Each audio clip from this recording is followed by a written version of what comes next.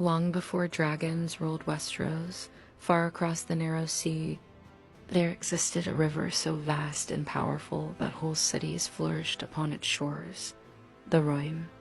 Its people, the Rhoynar, were a proud and ancient civilization. They lived in harmony with the water, worshipped the Mother Rhoynar, and built shining cities like Nymeria, Sarmel, Corian, and Aernoi, whose marble towers reflected the light of 1,000 lanterns. But peace cannot survive the rise of empires.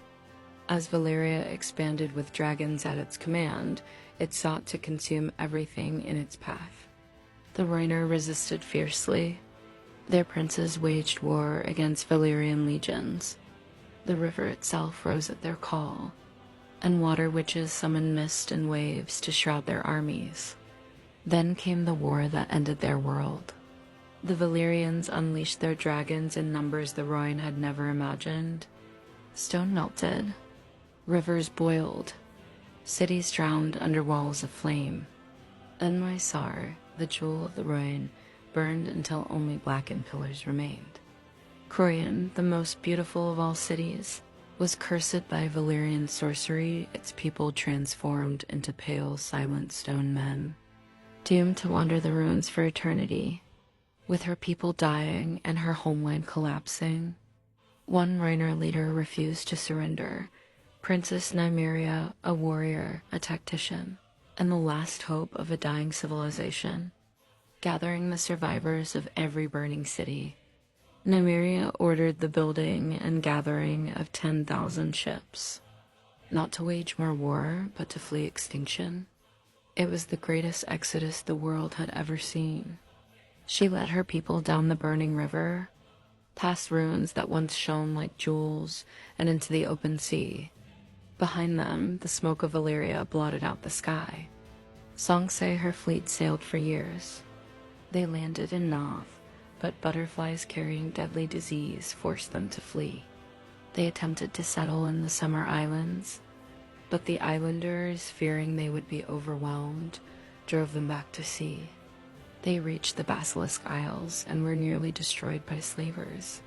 For a time they lived in Sothorios, but jungle sickness and monsters forced them away. Every land rejected them.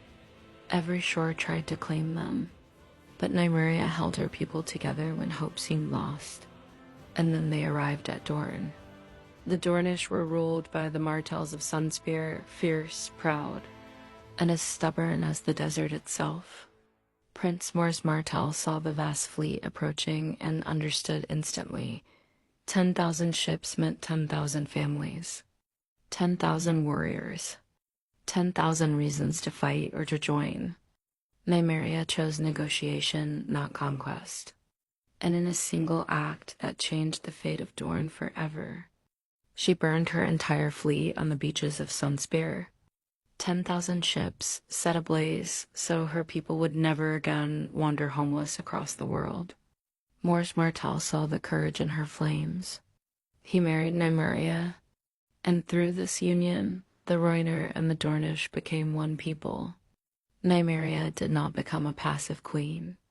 She advised Mors in war, in governance, and in unifying Dorne. Rival houses like the Ironwoods, the Blackmonts, and the Wiles rose against the new Rhoynar presence, refusing to bow to a foreign princess. But Nymeria answered with brilliance and fire. She waged 16 wars to unite Dorne under her rule.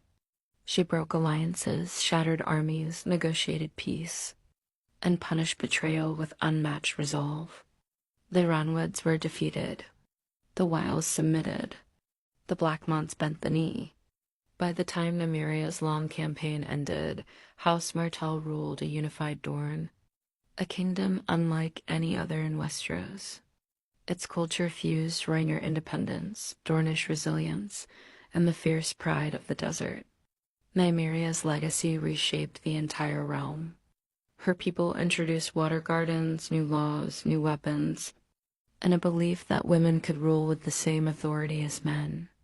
Her memory endured so strongly that thousands of years later, a young girl of House Stark would be named in her honor, Arya Nymeria Stark, called Nymeria by her brother. In every Dornish hall, from the mountains to the deserts, her words still burn like the flames that destroyed her ships. We will not be driven from our home again. Nymeria did not conquer Dorne.